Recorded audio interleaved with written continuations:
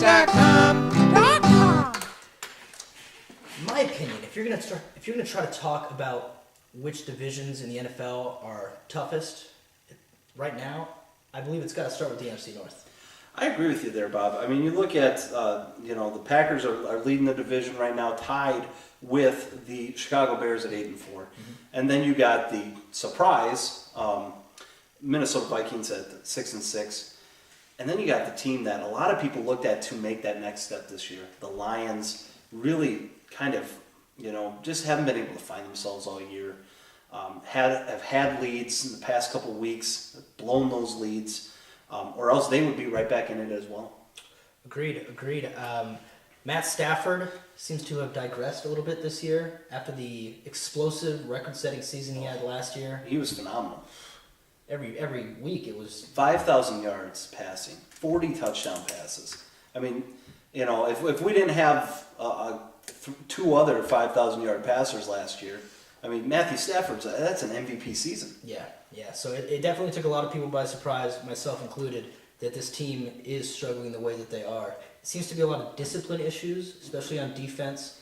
Offensively, they're still putting up okay numbers, not necessarily getting into the end zone, but between the 20s, they're doing it. Calvin Johnson doesn't have as many touchdowns as you might expect at this point of the year, but the amount of yards he has is out of this world. It's a minimum of 100 every single week. Yes. So you got to put it on coaching, I would say, and then just a lack of unity in the locker room. I'm not sure what it is. Yeah, there's a chemistry issue going on there.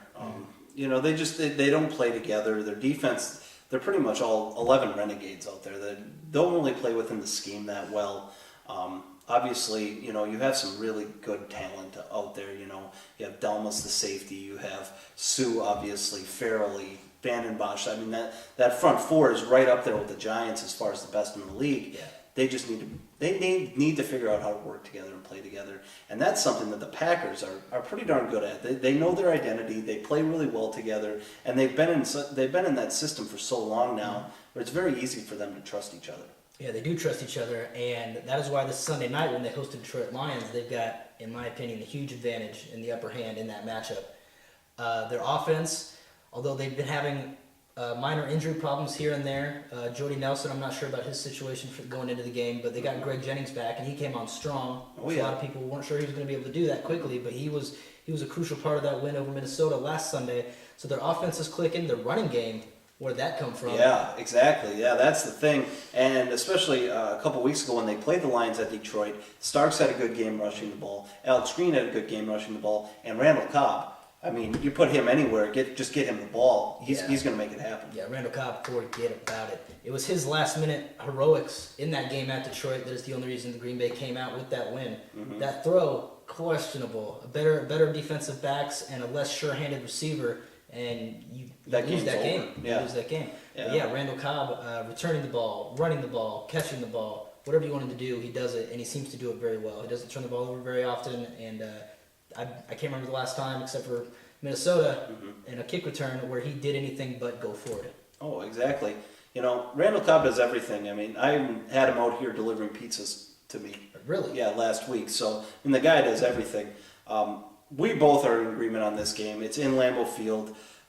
The Packers are the tougher team, and they need to show that right off the bat. They need to come in. They need to punch them in the face right in the first quarter. Let that defense of Detroit know that they're in for a long day. I really like the Packers in this game. Somewhere, 28-14, something like that. At least a two-score game.